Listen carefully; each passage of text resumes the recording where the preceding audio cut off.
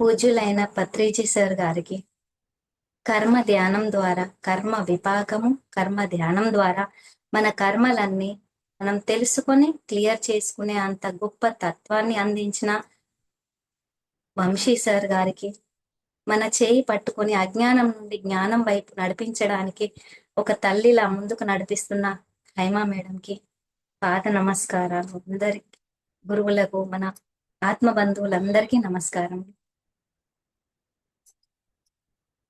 ఈ రోజు నేను చెప్పే టాపిక్ ఏంటంటే, ఎప్పుడు మనము ఆ కొన్ని క్లాసెస్ ద్వారా జ్ఞానం అందుకుంటున్నాము, తెలుసుకుంటున్నాము. అయితే నాకు ఒక ఆలోచన ఏమొచ్చింది అంటే, పిల్లల కోసం కూడా మనం ఒకసారి చెప్తే తల్లిదండ్రులు పాటిస్తారు కదా అనే ఉద్దేశంతో ఒక టీచర్గా ఈ టాపిక్ ని ఎన్నుకున్నాను ఫ్రెండ్స్. విద్యార్థి జీవన క్రాంతి అంటే విద్యార్థుల జీవితం ఏ విధంగా కాంతివంతంగా మారాలి అనే ఉద్దేశంతో నేను ఈ క్లాస్ తీసుకోవడం జరిగింది. అయితే అసలు విద్యార్థి జీవితం ఏంటిది? విద్యార్థి ఎలా ఎదగాలి? ఒక విద్యార్థి జీవితంలో చదువు తప్ప ఇంకా ఇప్పుడు నేను ప్రైవేట్ స్కూల్లో చేస్తున్నాను కాబట్టి నాకు అనుభవం అన్నమాట. పిల్లలు కేవలం చదువు చదువు చదువు, స్కూల్లో చదువు, ఇంటికి వెళ్ళగానే ట్యూషన్స్, మళ్ళీ తర్వాత ఇంటికి రాగానే హోంవర్క్స్. పాపం ఇక్కడి వరకే వాళ్ళ లైఫ్ ఓన్లీ చదువుతోటే, రోజు మార్నింగ్ నుండి నైట్ వరకు చదువుతోటే నిండిపోతుంది వాళ్ళ జీవితం. అయితే మరి దీన్ని ఎలా మార్చాలి అని పత్రిజీ సార్ కొన్ని టాపిక్ లో కొన్ని విషయాలు చెప్పారు. దాని గురించి నేను చెప్పాలని అనుకుంటున్నాను ఫ్రెండ్స్. అయితే అసలైన చదువు అంటే ఏంటి? మరి అసలైన చదువు ఏంటి? ఎలా చదవాలి? ఎందుకు చదవాలి? అసలైన చదువు అంటే ఏమిటి? పిల్లలు దేనికోసం చదవాలి? అసలు ఎందుకు చదవాలి పిల్లలు? పెద్దలు పిల్లల్ని ఎందుకు చదివిస్తున్నారు అంటే, కూటి కోసం కోటి విద్యలు అన్నారు. అందుకోసమేనా మరి చదివించేది తల్లిదండ్రులు పిల్లల్ని? ఆనందం కోసమా? అంటే వాళ్ళు హ్యాపీగా జీవించాలనే ఉద్దేశమా పేరెంట్స్ది? ప్రకృతి పరిజ్ఞానం కోసమా? అంటే జ్ఞానం తెలుసుకోవడానికా ప్రకృతి గురించి? లేక సంపూర్ణ ఆత్మ పరిణితి కోసమా? మరి ఈ విద్యలు దేనికి అవసరం వస్తున్నాయి? స్కూల్లో చదువులు అనే విషయం మీద మాట్లాడుకుందాం ఫ్రెండ్స్. సరే, అందరి తల్లిదండ్రులకు విన్నవించుకునేది ఏంటంటే, చదివించండి, కానీ చదువులో ఆత్మ చదువు ఉండాలి. ఆత్మ చదువు మొట్టమొదటి పాఠమై ఉండాలి. బుక్స్ లో ఉంటాయి, వాళ్ళు చదువుకుంటారు, అన్ని సబ్జెక్ట్ పరంగానే చదువుతున్నారు, కానీ ఆత్మ జ్ఞానం ఎక్కడ నుండి పిల్లలకు వస్తుంది అనేది ఇక్కడ తెలుసుకుంటున్నాం. నేను ఒక టీచర్ గా, పేరెంట్స్ గా కూడా మనం కొన్ని తెలుసుకుందాం ఫ్రెండ్స్. ఆత్మ చదువు వల్ల పిల్లలకి అపోహలు తొలుగుతాయి. అంటే ఏమైనా వాళ్ళకి డౌట్స్ ఉంటే అవి క్లియర్ అవుతాయి. దేనివల్ల? ఆత్మ జ్ఞానం వల్ల. సందేహాలు తొలగిపోతాయి. పిల్లలు భయాన్ని జయిస్తారు.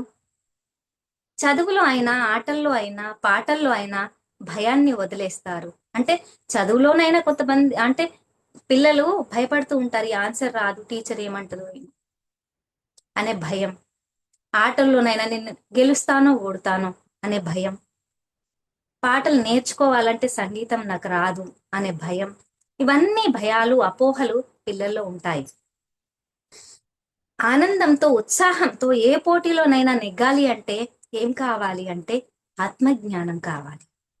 భయాలు తొలగిపోవాలి, ధైర్యంగా నెగ్గుకు రావాలి. అన్నిట్లో ఆత్మజ్ఞానం ద్వారా నెగ్గుకొస్తారట పిల్లలు.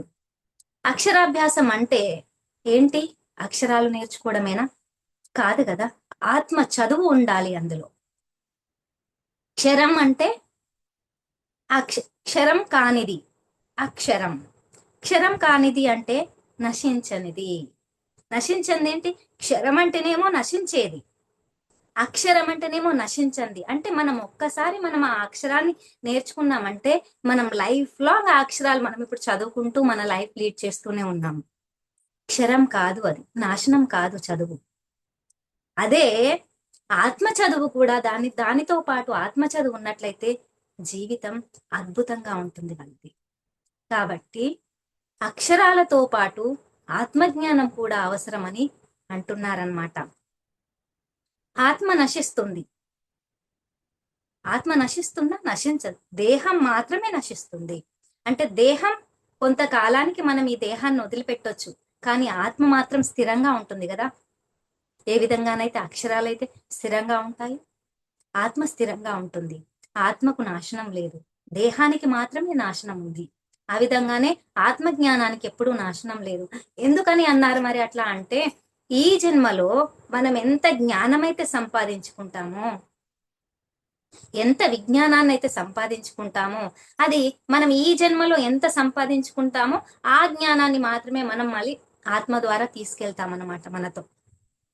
అంటే ఆత్మ వెళ్ళిపోతుంది కదా దేహం నుండి, ఆ జ్ఞానాన్ని మనం తీసుకెళ్ళినప్పుడు మళ్ళీ నెక్స్ట్ జన్మ ఎప్పుడైతే మనం తీసుకుంటామో ఆ పరిజ్ఞానంతో, ఆ జ్ఞానంతో మళ్ళీ జన్మెత్తుతాం. కొందరు చిన్న పిల్లలు చూడండి, ఎంత అద్భుతంగా, చిన్న 5 years 4 years పిల్లలు ఎంత అద్భుతంగా పాటలు పాడతారు. అంటే ఆ జ్ఞానం అంత చిన్నప్పటి నుండి వాళ్ళు సంగీతం నేర్చుకోలే మరి. ఆ జ్ఞానం ఎక్కడి నుండి వచ్చింది అంటే గత జన్మ ద్వారా.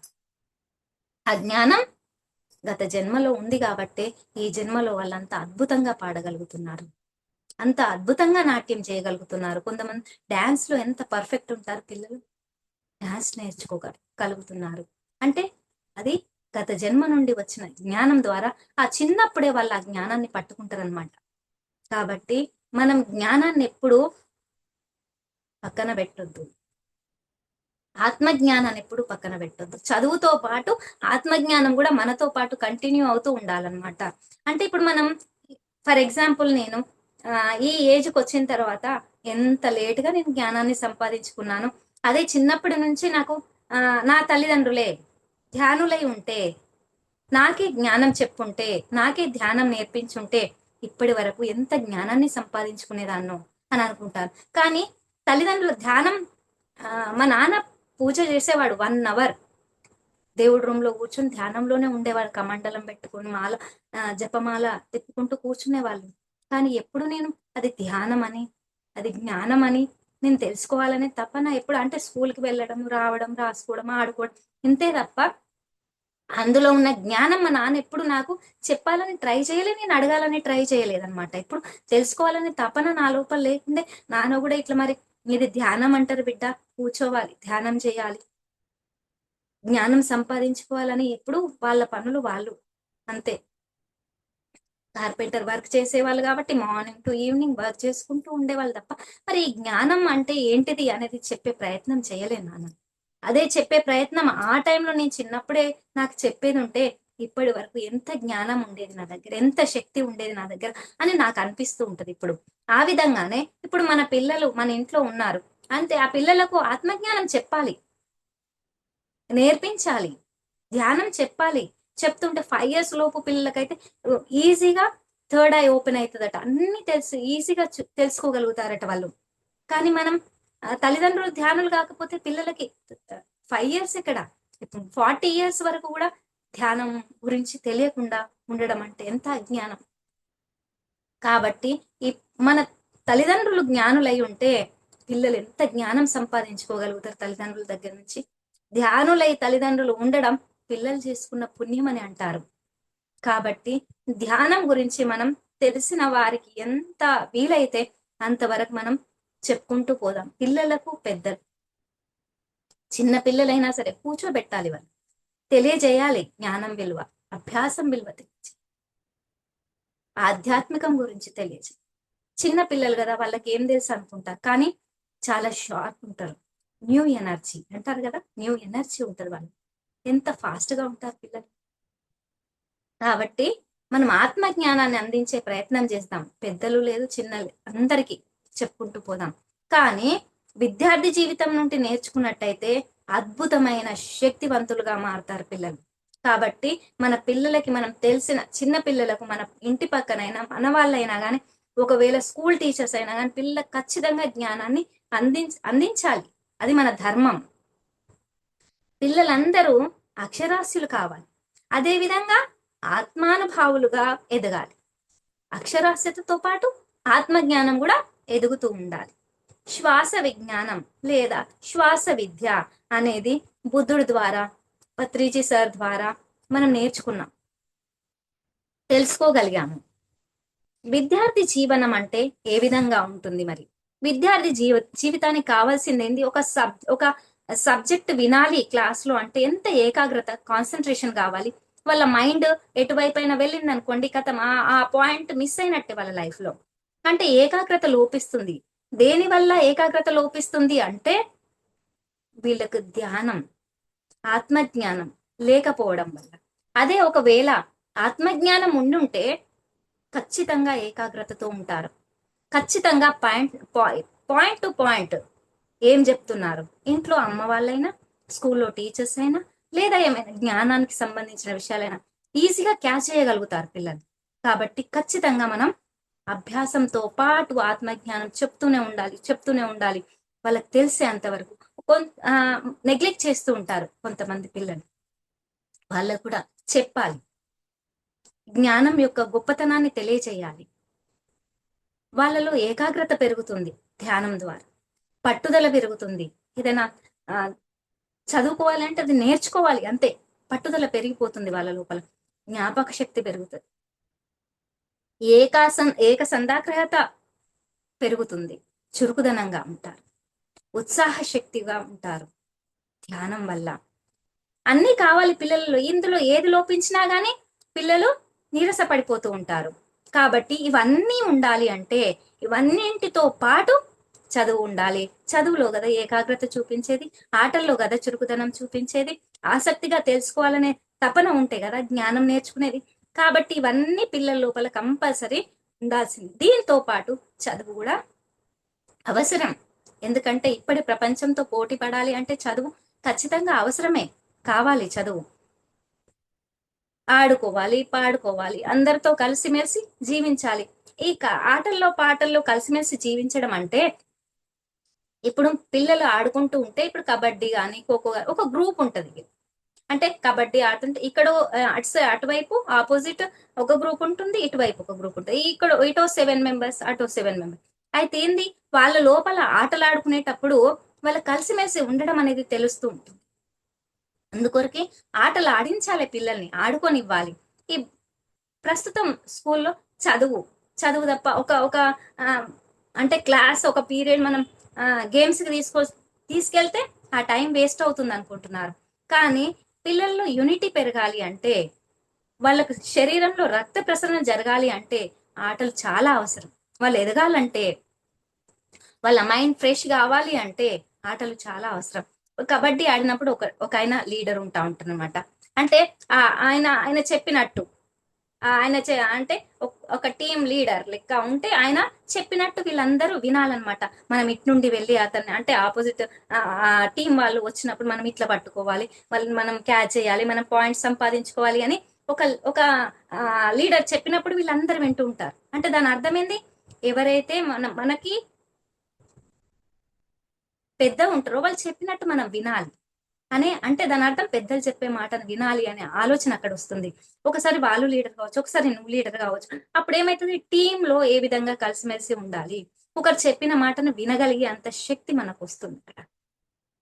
అంటే వాళ్ళు చెప్పితే నేనేందులే వినేది అని అనుకుంటే అక్కడ ఆ టీం ఏమవుతుంది, ఓడిపోతుంది. కాబట్టి మనం అన్ని విధాల డెవలప్ కావాలి అంటే ఖచ్చితంగా ఆటలు అనేది చాలా అవసరం పిల్లలకి. విద్యార్థి ఇవన్నీ కంపల్సరీ వాళ్ళ లైఫ్ లో ఉండాల్సిందే. ఆటలు, పాటలు, చదువు, ఏకాగ్రత, ఇవన్నీ ఖచ్చితంగా విద్యార్థి జీవితంలో ఉండాల్సింది. అంటే అందరి జీవితంలో కంపల్సరీ, కాకపోతే ఏంటంటే విద్యార్థి జీవితానికి చాలా అవసరం. ఎందుకంటే అక్కడి నుండే మొక్కై వంగనది మానై వంగుతుందా. కాబట్టి చిన్నప్పటి నుంచే ఇవన్నీ మనం జ్ఞానం అందిస్తూ అందిస్తూ అందిస్తూ రావాలి పిల్లలకి. పిల్లలు చిన్నతనంలోనే చాలా ఉత్సాహంగా శక్తి కలిగి ఉంటారు, ఆ విషయం మనకు తెలిసిందే. ఇప్పుడు మనం ఫాస్ట్ గా పరిగెత్తుతున్నాం అనుకోండి, పిల్లలతో పాటు మనం పరిగెత్తగలుగుతామా అండి? వాళ్ళు చాలా ఫాస్ట్ గా పరిగెత్తుతారు. మనం కాసేపు పరిగెత్తగానే మనకు ఆయాసం వచ్చేస్తుంది. అంత న్యూ ఎనర్జీ, వాళ్ళు ఎంత యాక్టివ్ గా ఉంటారు పిల్లలు. అంత శక్తివంతులకు ఇంకా ఆత్మశక్తి జోడిస్తే అద్భుతమైన శక్తి కలిగిన వాళ్ళు అవుతారు వాళ్ళు. ఎగ్జాంపుల్, పిల్లలు మనకంటే బాగా పరిగెత్తగలుగుతారు, స్టెప్స్ కూడా ఎంత ఎనర్జెటిక్ గా ఎక్కుతారు స్టెప్స్ వల్ల. మనం ఇక్కడ ఉంటే వాళ్ళు పోయి పైన నిలబడతారా మరా అనిపిస్తారనమాట. అంటే ఎంత శక్తివంతులు పిల్లలు. మనము వాళ్ళు పడిపోతాం బిడ్డ, నెమ్మదిగా నెమ్మదిగా స్టెప్స్ ఎక్కు బిడ్డ, పడిపోతాం అని చెప్తూ ఉంటాం మనం. ఎక్కడికన్నా వెళ్తుంటే జాగ్రత్త బిడ్డ అని చెప్తూ ఉంటాం. కానీ వాళ్ళు ఎనర్జెటిక్ గా ఉంటారు, పరిగెత్తుతూనే ఉంటారు, పడ్డా సరే లేచి పరిగెత్తుతూనే ఉంటారు. కాబట్టి మనం వాళ్ళని చూస్తూ ఉండాలట. వాళ్ళని ఎప్పుడు పాయింట్ అవుట్ చేస్తూ, నువ్వు పరిగెత్తకు, నువ్వు ఇటు వెళ్ళకు, అటు వెళ్ళకు, అటు వెళ్తే చీకట్లోకి వెళ్తే బూచోడ వస్తాడు బిడ్డ అని చెప్తే చీకటి అంటే భయం ఏర్పడింది. అంటే అక్కడ ఎవరు సృష్టిస్తుండ్రు ఆ భయాన్ని? మనమే సృష్టిస్తున్నాం పిల్లల్లో భయాన్ని. కాబట్టి వాళ్ళు చూడండి, వాళ్ళు ఏం చేస్తున్నారు, వాళ్ళు ఎలా నడుచుకుంటున్నారు, వాళ్ళు ఏం మాట్లాడుతున్నారు, వాళ్ళు ఎలా పరిగెత్తుతున్నారు, అబ్జర్వ్ చేయండి అంతే. కానీ ఊరికే వాళ్ళను పాయింట్అవుట్ చేస్తూ, నువ్వు ఇట్లా ఉండకు, నువ్వు మట్టిలో ఆడకు, నువ్వు అటు వెళ్ళకు, ఇటు వెళ్ళకంటే వాళ్ళకున్న క్రియేటివిటీ మొత్తం తగ్గిపోతూ ఉంటుంది వాళ్ళలో. కాబట్టి మనం వాళ్ళని కనిపెడుతూ ఉండాలి అంతే తప్ప వాళ్ళను ఊరికే ఇబ్బంది పెట్టొద్దు. పిల్లల యాక్టివ్నెస్ కి ధ్యానం యాడ్ చేస్తే నిర్భయంగా చెడుదారులు పట్టకుండా ఉంటారు, నిర్భయంగా ఉంటారు, చెడుదారులకు వెళ్ళరు. ఆ ధ్యానంలోకి వచ్చినామంటే ఈ లక్షణాలన్నీ యాడ్ అవుతూనే ఉంటాయి, మంచి లక్షణాలు. ఓ నేను ధ్యానం చేస్తున్నాను, చెడు ఆలోచన రావద్దు, చెడు దారిలోకి వెళ్ళొద్దు, మనం మంచి మార్గంలో నడవాలి, మంచి మాటలు అది అది ఏంటో ధ్యానంలోకి రాగానే ఇవన్నీ మనకి యాడ్ అవుతూనే ఉంటాయి సర్టిఫికెట్స్ లా. కాబట్టి పిల్లలు చిన్నప్పటి నుంచి నేర్పిస్తే వాళ్ళు మంచి లక్షణాలతో ఎదుగుతూ ఉంటారు పిల్లలు, మంచి ఆలోచనతో ఎదుగుతూ ఉంటారు పిల్లలు. ఇప్పుడు సమాజ సేవ మనకు, సమాజం ఏ విధంగా అభివృద్ధి చెందుతుంది, ఏ విధంగా మనం మంచి పనులు చేయగలుగుతాం, ఈ ఆలోచన చిన్నప్పటి నుంచి వాళ్ళ లోపల వాళ్ళు పెరుగుతున్న కొద్దీ వాళ్ళ ఆలోచన కూడా అంత అభివృద్ధి చెందుతూ ఉంటుంది. మన చేతికే 5 వేళ్ళు ఉన్నాయి. ఈ 5 వేలలో చిటికన వేలట ఆటలట. ఈ చిటికన వేలు ఆటలు. ఈ రింగ్ ఫింగర్, మన ఉంగరం వేలు, ఈ మిడిల్ ఫింగర్, సారీ, ఈ రింగ్ ఫింగర్ పాటలకట. ఈ మిడిల్ ఫింగర్ చదువు. మళ్ళీ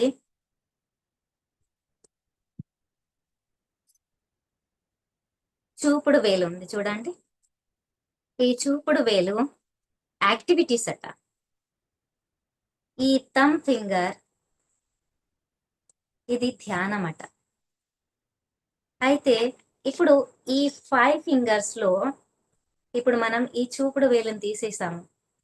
ఆటలు ఉన్నాయి, పాటలు ఉన్నాయి, చదువు ఉన్నాయి, పనులు, యాక్టివిటీస్, పనులు, ఇంట్లో పనులు చేయడం, చిన్న చిన్న పనులు అయితే ఈ ధ్యానం అనేది లేకపోతే ఈ 4 ఫింగర్స్ తోటి, మనం ఈ 4 వేళ్లతోటి ఏదైనా గ్రిప్ మనకు ఉంటుందా అండి?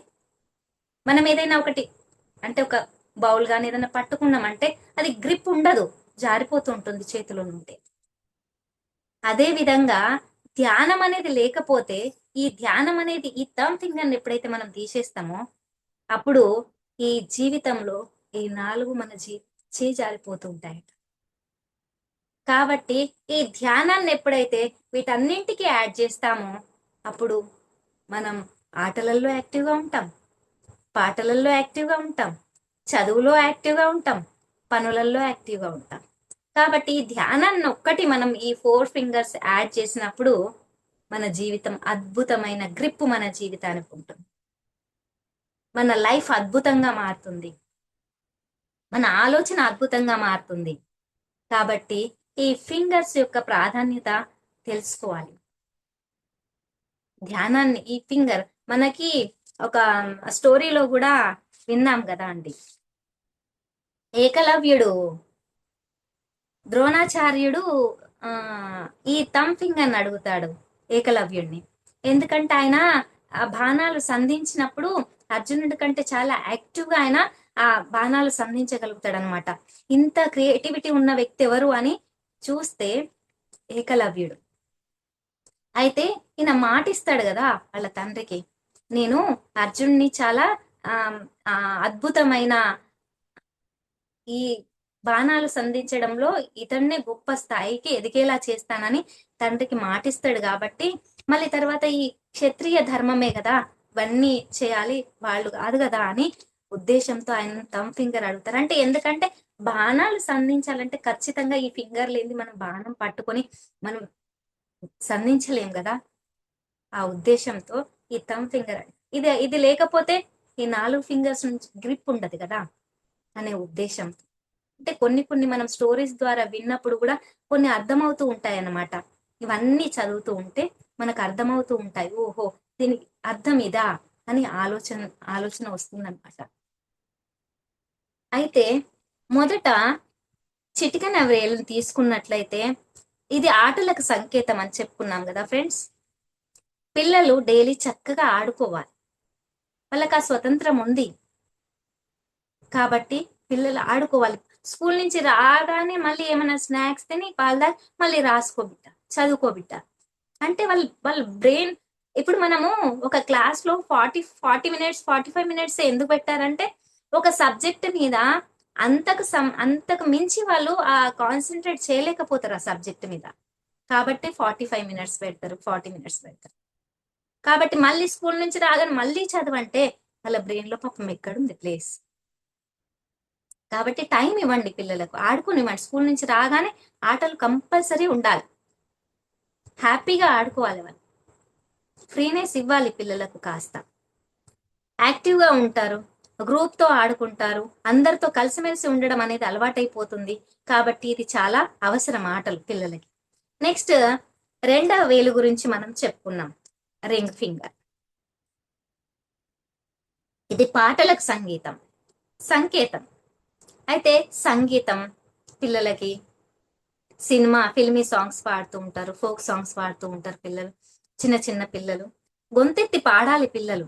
మనకి రాగం వస్తేనే పాడాలి, ఎట్లయితేనే పాడాలి. ఒక ఒక సాంగ్ చూడండి, మనకి ఏదైనా ఇష్టమైన సాంగ్ ఉన్నదనుకోండి, ఎప్పుడైనా మనం మైండ్ ఏదైనా ఆలోచనలో పడిపోయినప్పుడు, ఏదైనా బాధగా ఉన్నప్పుడు మనకి ఇష్టమైన సాంగ్ మనకి విన్నప్పుడు ఎట్లా అనిపిస్తుందండి, మన మనసులోని ఆ బాధ అంతా తొలగిపోయినట్లుగా అనిపిస్తుంటుంది ఆ సాంగ్ వినగానే.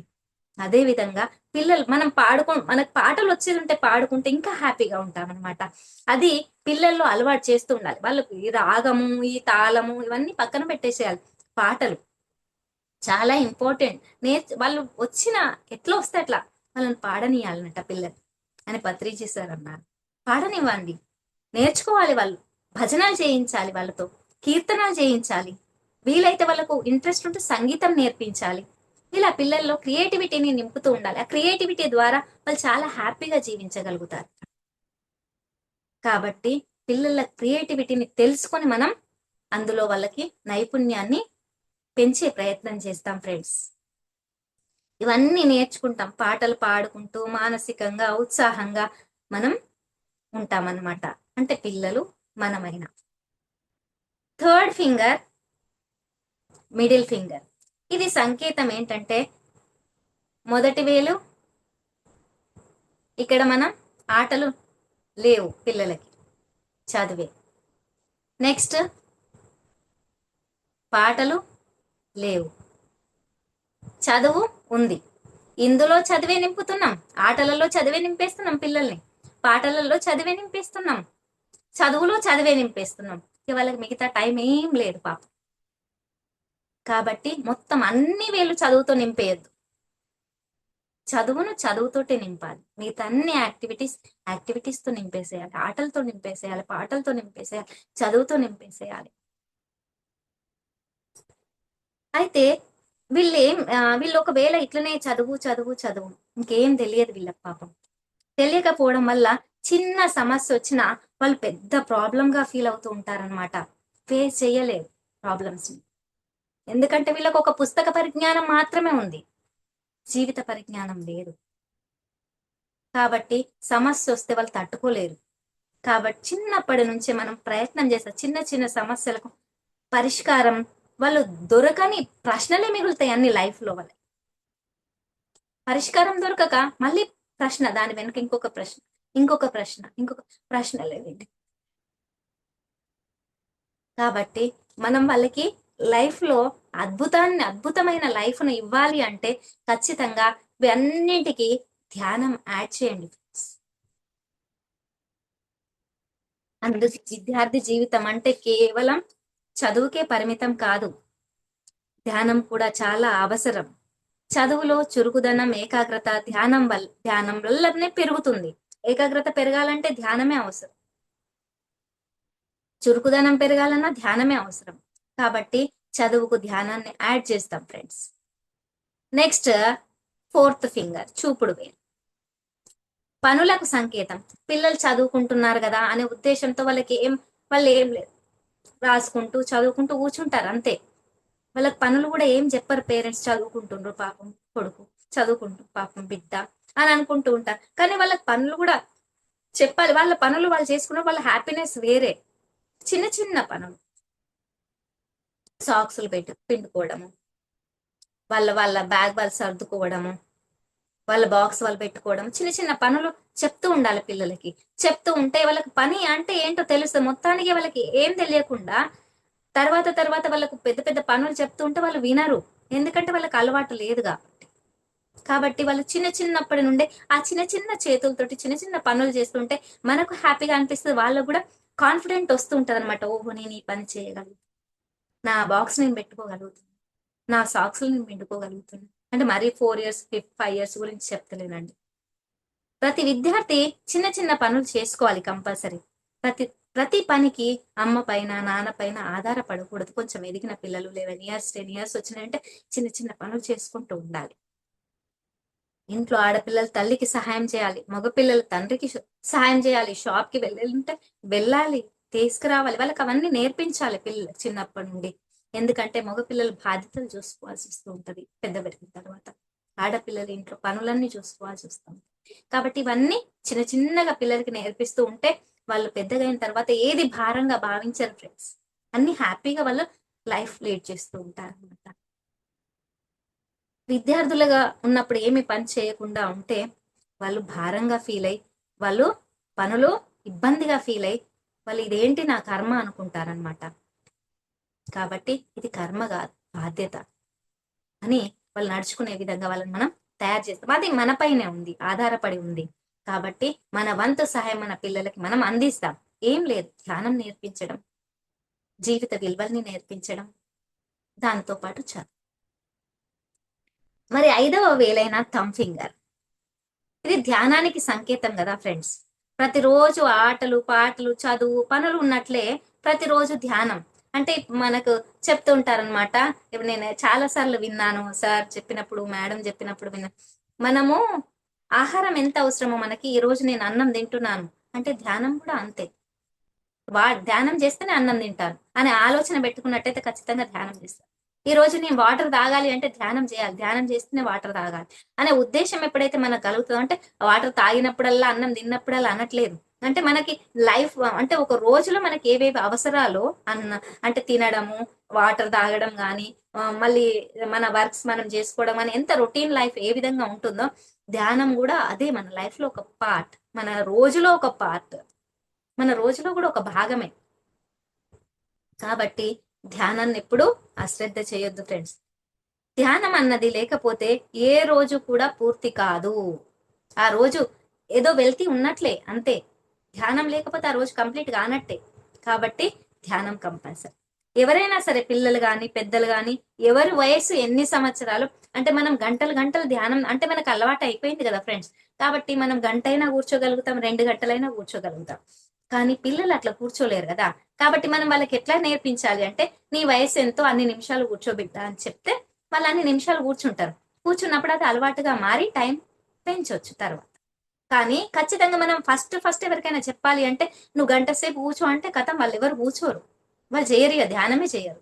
కాబట్టి నీ నీ వయసు ఎంతో అన్ని నిమిషాలు కూర్చోండి బిడ్డ అని చెప్పాలి. పెద్దవాళ్ళకైతే మీ మీ వయసు ఎంతో అంత కూర్చోండి అంటే వాళ్ళు కొంత ప్రయత్నం చేయగలుగుతారు ఫ్రెండ్స్. కాబట్టి అలా మనం ధ్యానాన్ని ఒకరికొకరికి, మనకి తెలిసిన వాళ్ళందరికీ, ఒకరికొకరికి కాదు అందరికీ చెప్పే ప్రయత్నం చేస్తాం. ఇంటి పక్క వాళ్ళైనా, ఎదురు వాళ్ళైనా, మన ఊర్లో అయినా, మనం ఎక్కడి ఫంక్షన్కి వెళ్ళినా ఖచ్చితంగా వాళ్ళకి ధ్యానం, ఎందుకంటే జన్మ వృధా అయిపోతుంది ఫ్రెండ్స్. ఈ జన్మ వృధా అయిపోతుంది.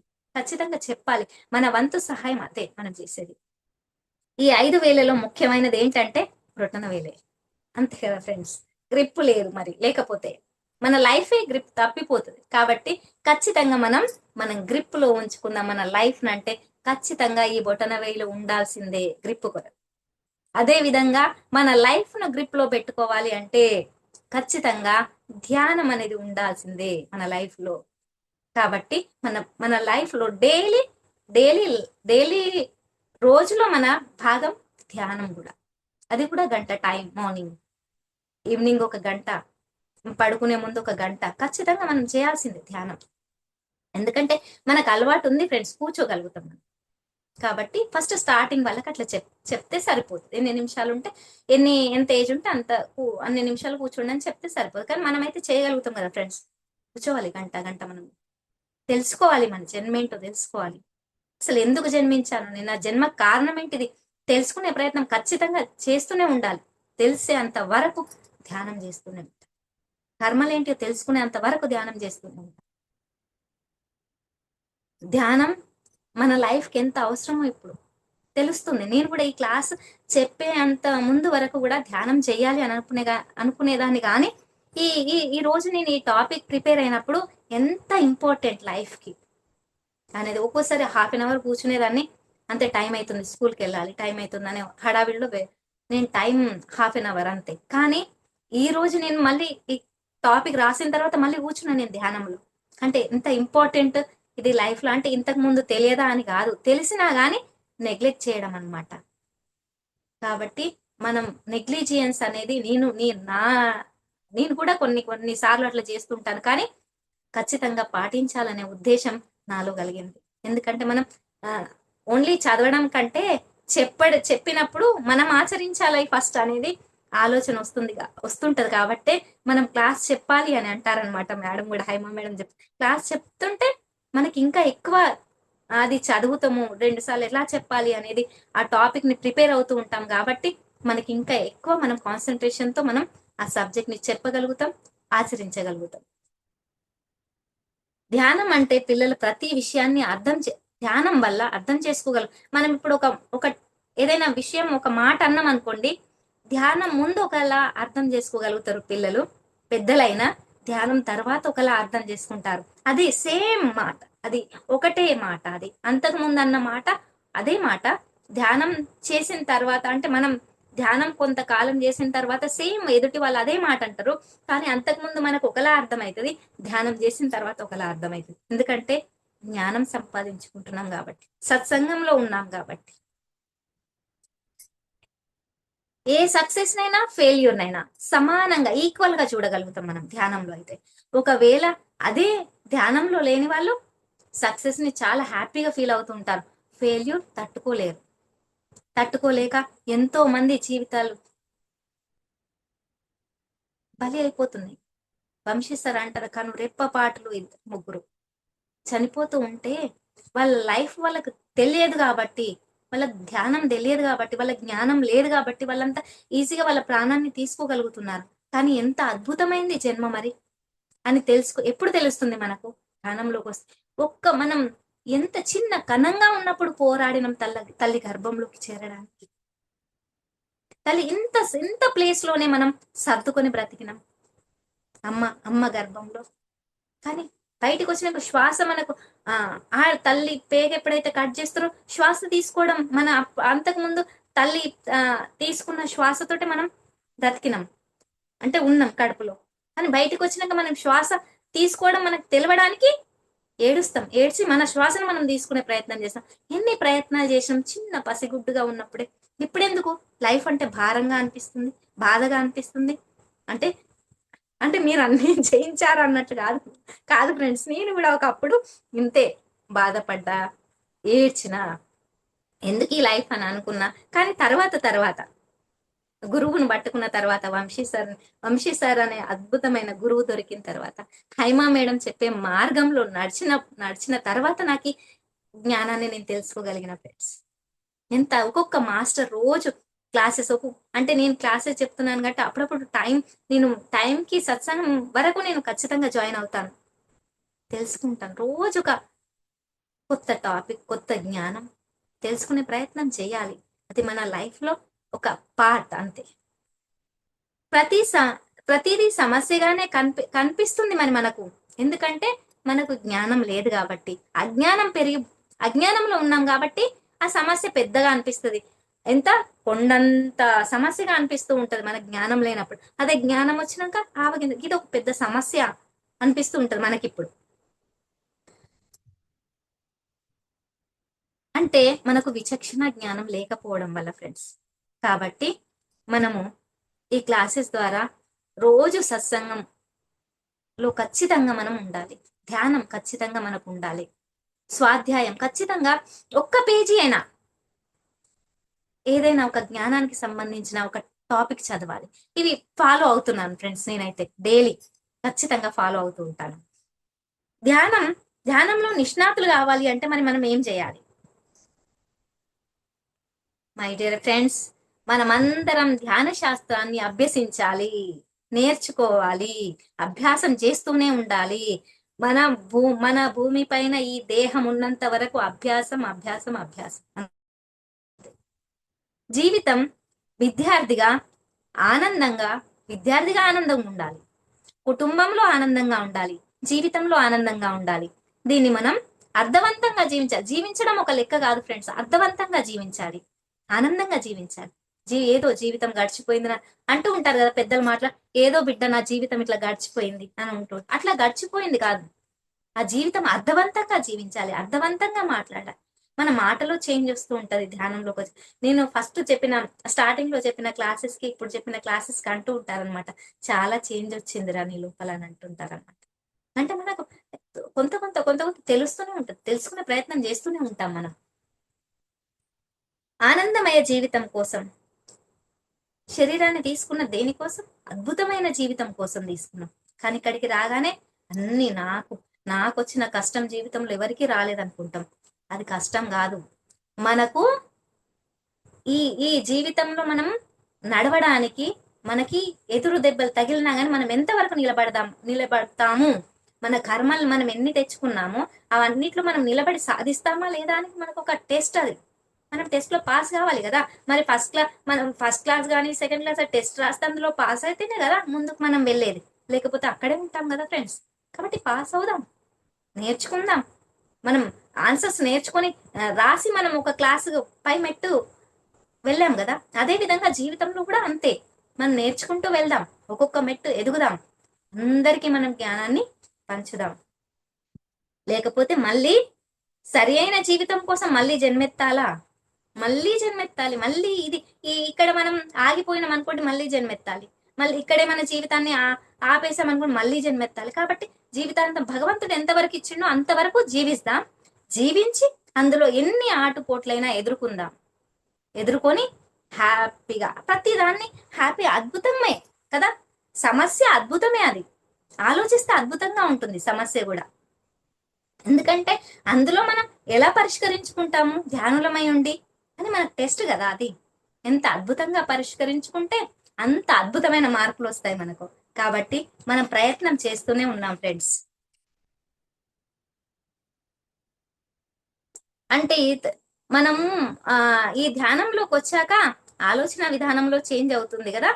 మంచి మార్గాన్ని ఎన్నుకుంటారు కదా, అద్భుతంగా జీవిస్తారు కదా. ఎంత చెప్పుకుంటేనే ఇంత అద్భుతంగా ఉంటే జీవితం ఇంకెంత అద్భుతంగా ఉందో. సమంగా ఉండడమే గెలుపు. ఎప్పుడైనా గెలుపు ఓటములు అనేటివి సహజం కదా ఫ్రెండ్స్. ఇప్పుడు 2 టీమ్స్ ఉన్నప్పుడు ఒక టీం గెలిస్తే ఒక టీం ఓడిపోయినట్టే కదా. అంతే కదా. అంతేగాని వాళ్ళు గెలిచిండ్రు, వాళ్ళ మీద కోపం, వాళ్ళ మీద ద్వేషం, పగ, ప్రతీకారం ఇవన్నీ ఎందుకు ఫ్రెండ్స్? అది టీం గెలిచింది ఎందుకంటే బాగా ఆడిండ్రు కాబట్టి గెలిచిండ్రు. మనం నెక్స్ట్ టైం ఆ ప్రయత్నం చేస్తాం, గెలిచే ప్రయత్నం చేస్తాం, ఆడదాం బాగా. వాళ్ళు ఏ విధంగా వాళ్ళు ఆడినరో ఆ క్రియేటివిటీని మనం తెలుసుకుని గెలిచే ప్రయత్నం చేద్దాం, ఆటలో అయినా జీవితంలో. కాబట్టి గెలుపు ఎప్పుడు ఉండాలని అనుకోవద్దు. ఒకసారి గెలుస్తాం, ఒకసారి ఓడిపోతాం. దాన్ని ఎంత అద్భుతంగా గెలుపును స్వీకరించామో ఓటమిని కూడా అంతే అద్భుతంగా స్వీకరించాలి. ఎందుకంటే ఒకరు గెలిస్తే ఒకరు ఓడిపోవాలి కదా. నెక్స్ట్ టైం మనం గెలుస్తాం కావచ్చు, ప్రయత్నం చేస్తాం, తప్పేంటి? ధ్యానం అంటే శ్వాసను గమనించడం. ఎప్పుడైతే మనం శ్వాసను గమనిస్తామో అప్పుడు మనసు శూన్యమవుతుంది కదా ఫ్రెండ్స్. శ్వాసనే గమనించండి, శ్వాసనే గమనించండి అని ఎందుకంటారు? ఎప్పుడైతే మన ధ్యాస శ్వాస మీదకి వస్తుందో మనసు శూన్యమైపోతుంది. మనసు తగ్గిపోతాయి. మైండ్ మనసు ఆలోచించడం తగ్గిపోతూ ఉంటాయి. మన కొత్తగా ధ్యానంలోకి వచ్చిన వాళ్ళు బాగా ఆలోచనలు వస్తూ ఉంటాయి, క్రమక్రమంగా తగ్గుతూ ఉంటాయి. దానికి కారణం ఏంటంటే మనం శ్వాసను గమనిస్తున్నాం కాబట్టి. మన మనసు శూన్యం అవుతూ ఉంటుంది. ఎప్పుడైతే మనసు శూన్యమవుతుందో అప్పుడు ఆత్మ వికసిస్తుంది. ఇప్పుడు ఆత్మ అద్భుతంగా వికసిస్తూ ఉంటుంది. అప్పుడు మనం ఏదైనా చూడగలుగుతాం, తెలుసుకోగలుగుతాం. ఆత్మ వికసిస్తుందో అప్పుడు జ్ఞానం మన సొంతం అవుతుంది. అప్పుడు జ్ఞానాన్ని తెలుసుకోగలుగుతాం. ఎప్పుడైతే జ్ఞానం వికసిస్తుందో న్యాయము, ధర్మము, సత్యము ఇవన్నిటిని ఫాలో అవుతూ ఉంటాం. ఎందుకంటే ఆటోమేటిక్ గా వచ్చేస్తాయి మనకు ఆలోచన. ఎంత అవసరమో అంత మాట్లాడతాం. ఎంత ఎవరికైనా చెప్పాలో ఆ జ్ఞానాన్ని మనం వాళ్ళకి ఇస్తాం. ధర్మంగా ఉండే ప్రయత్నం చేస్తాం. చెడుకి దూరం అయిపోతాం. అండ్ మన ఆల్రెడీ మన ధ్యానంలోకి వచ్చి దూరం అవుతూనే ఉంటది చెడు మన నుంచి. సత్యాన్ని పలుకుతాం. ఎప్పుడైతే శ్వాసను గమనిస్తామో వాటంతట అవే దూరం అయిపోతుంటాయి. భత్రిజీ అంటారు కదా, నోటిలోని మౌనం మనసులోని శూన్యం, దాని పేరే ధ్యానం. శ్వాసతో పాటు అఖండమైన ప్రాణశక్తిని మనం తెలుసుకోగలుగుతాం. శ్వాసలో శ్వాసను గమనిస్తూ ఉన్నప్పుడు, మనం ధ్యానంలో కూర్చున్నప్పుడు మన బ్రహ్మానందం ద్వారా శక్తి మొత్తం నిండినట్లుగా మనకి ఫీల్ అవుతూ ఉంటాం. అట్లా తెలుస్తూ ఉంటుంది మనకు. అంత శక్తిని మనం తీసుకున్నప్పుడు ఎంత మనం అద్భుతంగా జీవిస్తాం అప్పుడు. అంటే ఎందుకంటే ఆ శక్తి ద్వారా మనకి ఇవన్నీ వచ్చేస్తూ ఉంటాయి. ధర్మంగా ఉండాలనే ఆలోచన వస్తుంది ఆ శక్తి ద్వారా. న్యాయంగా ఉండాలని ఆలోచన వస్తూ ఉంటుంది. ప్రతి ఒక్కరు ఫస్ట్ మన వయసు ఎంతో అన్ని నిమిషాలతో స్టార్ట్ చేస్తాం. మనం ఎన్నో క్లాసెస్ వింటూ ఉంటాం, కానీ ఆచరణలోకి తీసుకురాము. నేను కూడా కొన్నిసార్లు అంతే అనుకోండి. అయితే ఆచరణలోకి తీసుకురాం. కాబట్టి ఆచరిస్తేనే మనం అందులో ఫలితాన్ని పొందగలుగుతాం. అంటే కొందరు అనుకుంటారు, నేను ఇన్ని సంవత్సరం అయితే ధ్యానం చేసి నాకు ఏ అనుభవాలు రావట్లేదు, వాళ్ళకైతే అన్ని అనుభవాలు వస్తున్నాయి, ఇన్ని అనుభవం. అదేం లేదు ఫ్రెండ్స్, మన అనుభవం మనదే, మన కర్మ మనదే. అంటే పక్క వాళ్ళది మన సేమ్ ఉండవు కర్మలు, పక్క వాళ్ళకి మనకి సేమ్ ఉండవు అనుభవాలు. ఎవరి ధ్యానం వాళ్ళది. మనం మనం శ్రద్ధ పెట్టడమే మన పని, అంతే. సాధ్యమైనంత వరకు మనం ధ్యానానికి టైం కేటాయిద్దాం. సాధ్యమైనంత వరకు అంటే పనులన్నీ పక్కన పెట్టి కాదు ఫ్రెండ్స్, పనులన్నీ తొందరగా కంప్లీట్ చేసుకొని ధ్యానానికి మనం సమయాన్ని కేటాయిస్తాం. చూడండి, అద్భుతం అద్భుతం. నేను ఖచ్చితంగా ఈ సాధన చేసే చెప్తున్నాను ఫ్రెండ్స్. కాకపోతే 2 గంటల వరకు 3 గంటలు కూర్చోలేకపోతున్నాను. ఆ ప్రయత్నంలో ఉన్నాను ఫ్రెండ్స్, చేస్తున్నాను. ఎప్పుడైనా పిల్లలు కానీ మనం కానీ మనసును బట్టి వయసును బట్టి ధ్యానం చేస్తే వారు చదువులలో వాళ్ళ అద్భుతాలు సృష్టిస్తారు, మనం జీవితంలో అద్భుతాలు సృష్టించవచ్చు. శ్రీకృష్ణుడు పరమాత్మ అయ్యాడు. శ్రీకృష్ణునితో పాటు అర్జునుడు ఉన్నాడు, భీముడు ఉన్నాడు, నకులుడు ఉన్నాడు, సహదేవుడు ఉన్నాడు. వాళ్ళు ఈ శ్రీకృష్ణుడేమో పరమాత్మ అయిపోయిండు, వీళ్ళేమో ఆత్మలాగానే మిగిలిపోయిండు. అంటే అర్జునుడు చాలా క్రియేటివిటీగా ఆయన యుద్ధంలో రాణించగలుగుతాడు, కానీ పరమాత్మ కాలేకపోయాడు. భీముడు 1000 ఏనుగుల బలం కలిగిన వాడు, కానీ పరమాత్మ కాలేకపోయాడు. సహదేవుడు అందమైన వాడు. నకులుడికి ఏదంటే అది తెలుసుకుని ఇక్కడ కూర్చొని తెలుసుకున్నంత క్రియేటివిటీ ఉంది, కానీ పరమాత్మ కాలేకపోయాడు. ఆత్మను ఎప్పుడైతే అనుసంధానం అవుతామో అప్పుడు మనం పరమాత్మలు కాగలుగుతాం. మనం కృష్ణుడు కాలేమా అంటే అయితాం, ప్రయత్నం చేస్తాం, పరమాత్మలు అవుదాం. ఆత్మలుగా మనం మిగిలిపోవద్దు, పరమాత్మలుగా మారాలి అనేదే Patriji sir, Vamshi sir, Haima madam యొక్క తపన. ఎంత టైం కేటాయిస్తారో మన కోసం వాళ్ళు. హైమా మేడం స్కూల్కి వెళ్ళి వచ్చి నాకైతే టైమే సరిపోదు అసలు. మేడంకి ఇన్ని క్లాసెస్, మీటింగ్స్ ఎట్లా ఇవన్నీ చూసుకుంటుంది అని నాకు డౌట్ వస్తూ ఉంటున్నప్పుడు, నేను స్కూల్ నుంచి రాగానే అబ్బా నేను కష్టపడిపోయాను అనే ఫీలింగ్, నాకు ఈ టైం ఎక్కడుంది ఆ టైం ఎక్కడుంది అని నేను అనుకుంటాను. కానీ మ్యామ్ చూస్తే చాలా హ్యాపీగా అనిపిస్తుంది నాకు. ఎంత ఓపిక, ఎంత సహనం. మళ్ళీ లాస్ట్ చెప్పేది ఏంటంటే ఆరోగ్యకరమైన ఆహారం. ఈ ఆహారం కూడా చాలా అవసరం ఫ్రెండ్స్. మనం ఎలాంటి ఆహారం తీసుకుంటున్నాం అనే దాని మీద కూడా మన ఆలోచన విధానం అనేది ఉంటుంది. ఆహారం అన్నది శరీరానికి బలాన్ని ఇస్తుంది, మన మనసుకు ఆహ్లాదాన్ని ఇస్తుంది, మన బుద్ధిని బలోపేతం చేస్తుంది. దీనినే మనం సరి అయిన ఆహారం అంటారు. ఇట్లాంటి ఆహారాన్నే సరి అయిన ఆహారం అంటారు. మనసుకు ఆనందాన్ని ఇవ్వాలి, బుద్ధికి శక్తిని ఇవ్వాలి, మనసును ఆనందంగా ఉంచాలి, శరీరానికి బలాన్ని ఇవ్వాలి. అది నిజమైన ఆహారం, శక్తివంతమైన ఆహారం. అటువంటి ఆహారాన్ని తినడం వల్ల తెలివి మనకు తేలికైన మరియు శక్తివంతమైన భావనలు కలుగుతాయి. మన ఆలోచనలు శక్తివంతంగా ఉంటాయి. మనం 10 మందికి ప్రయోజనకరమైన మంచి మంచి విషయాలు చెప్పగలుగుతాం, శాస్త్రీయంగా జీవించగలుగుతాం. శాకాహారం ఆహారం అనేది ఆరోగ్యానికి చాలా అవసరం ఫ్రెండ్స్. ఈ అద్భుతమైన ఇవన్నీ పాటించుకుంటూ వెళ్తే లైఫ్ ఎంత అద్భుతంగా ఉండాలి ఫ్రెండ్స్. నిజంగా ఈ క్లాస్ నేను ఒక్కొక్క పాయింట్ రాస్తూ ఉంటే నేను ఇవన్నీ అంటే శాకాహారం 5 years 6 years ఎప్పుడైతే ధ్యానంలో జాయిన్ అయ్యానో అప్పటి నుండి నేను శాకాహారిగా మారాను. కానీ అప్పటి ఆలోచనలకు ఇప్పటి ఆలోచనలు చాలా డిఫరెన్స్ ఉంటుంది. మనం ధ్యానాన్ని సమయాన్ని పెంచినప్పుడు కూడా మన ఆలోచనలో డిఫరెన్స్ ఉంటుంది ఫ్రెండ్స్. గమనించండి మీరు ఒకసారి. Thank you friends, thank you very much. నాకు ఈ అవకాశాన్ని ఇచ్చారు. చాలా ఓపికతో అందరూ విన్నందుకు థ్యాంక్ యూ వెరీ మచ్. మన పిల్లల్ని, వారి జీవితాన్ని, మన జీవితాన్ని అద్భుతంగా మనం మార్చుకుందాం. మనం అద్భుతంగా జీవిస్తాం, ఎంతో జ్ఞానాన్ని సంపాదించుకుందాం, 10 మందికి పంచుదాం friends. Thank you very much ఆత్మ బంధువులందరికీ.